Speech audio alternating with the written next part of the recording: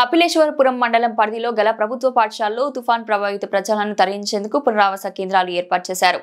Revenue అధికారులు, గ్రామ సచివాలయ సిబ్బంది, కూటమి నాయకులు శిథిల భవనాలు, పూరి గుడిసెల్లో నివసిస్తున్న కుటుంబాలను గుర్తించి ప్రభుత్వ పాఠశాలలో ఏర్పాటు చేసిన పునరావాస కేంద్రాలకు తరలిస్తున్నారు. మోంతా తుఫాన్ ప్రభావం తగ్గే వరకు బాధిత కుటుంబాలకు పునరావాస శిబిరాల్లోనే భోజన వసతి కల్పిస్తున్నట్లు రాష్ట్ర శెట్టి బలిజ కార్పొరేషన్ డైరెక్టర్ గూడాల జయబాబు మీడియాకు తెలిపారు. తుఫాను ప్రభావం తగ్గే వరకు బయటకు వెళ్లడం శ్రేయస్కరం కాదని, సురక్షిత భవనాల్లోనే తలదాచుకోవాలని జయబాబు విజ్ఞప్తి చేశారు. ప్రతి పునరావాస కేంద్రం వద్ద మెడికల్ శిబిరాలు ఏర్పాటు చేశారు. టెక్కి, వల్లూరు గ్రామాల్లో జడ్పీ ఉన్నత పరిషత్ పాఠశాలలో ఏర్పాటు చేసిన తుఫాన్ బాధితుల శిబిరాన్ని మండపేట నియోజకవర్గ శాసనసభ్యులు వేగుల జోగేశ్వరరావు పరిశీలించి వారి సమస్యలను అడిగి తెలుసుకున్నారు.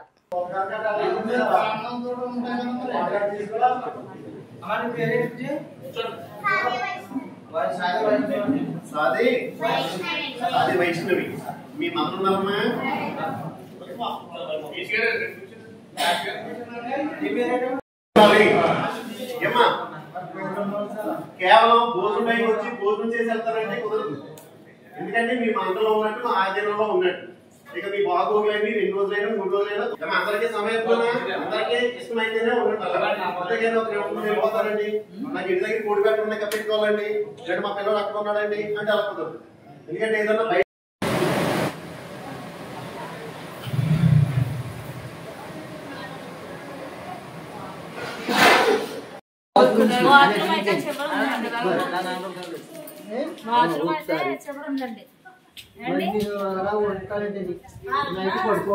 ఇక్కడే ఉండాలమ్మా 3 రోజులు కూడా ఇక్కడే ఉండిపోవాలి. ఎమ్మెల్యే గారు వచ్చి ఇక్కడే ఉండమని చెప్పారు అందరినీ. ఎందుకంటే ఇల్లు పడిపోయి నైట్ తీరం దాటినప్పుడు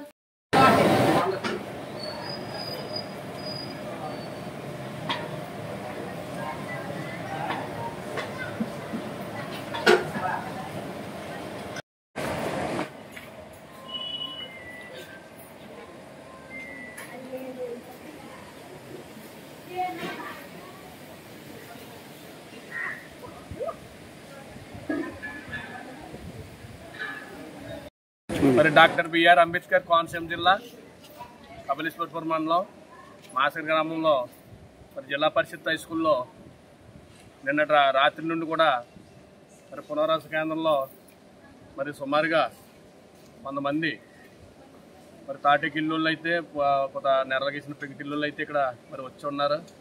వారికి రెవెన్యూ సిబ్బంది, అలాగే మరి గ్రామంలో ఉన్న కూటమి నాయకులు, అలాగే మరి వైద్య సహాయం కింద వైద్య సిబ్బంది, అంగన్వాడీ టీచర్లు, జిల్లా పరిషత్ మాస్టర్లు అనేక మంది ఇక్కడ మరి వారందరి దగ్గర మరి జిల్లా పరిషత్ హై స్కూల్లో ఉండి ఈ పునరావాస కేంద్రంలో మరి వాళ్ళకి నిన్నటి నుండి భోజనాలు కానీ, ఈరోజు పొద్దున్న టిఫిన్లు కానీ, ఈరోజు మళ్ళీ ఇప్పుడు మధ్యాహ్నం భోజనాలు కానీ సిద్ధపరుస్తున్నారు.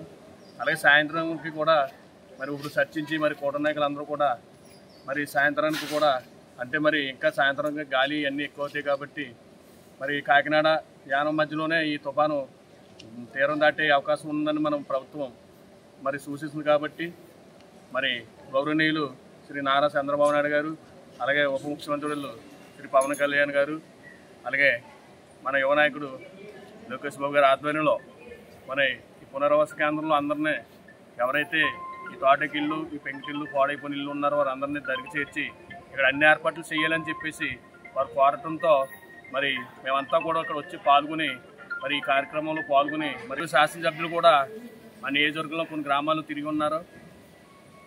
మా ఎమ్మెల్యే గారి ద్వారా కూడా మాకు ఫోన్ల ద్వారా మరి గ్రామంలో ఎక్కడైతే బాగోలేదో, ఎక్కడైతే ఇల్లు అయితే డ్యామేజ్లు ఉన్నాయో అన్నీ చూసుకుని మరి ప్రజలకి ఇటు ప్రభుత్వానికి అందుబాటులో ఉండాలని మా కూటమి నాయకులందరికీ మరి వారు ఫోన్ ద్వారా సమాచారించారు. కాబట్టి మేమంతా కూడా ఇక్కడ ఉండి మరి ఈ కార్యక్రమంలో పాల్గొన్నామని చెప్పేసి తెలియజేస్తాం.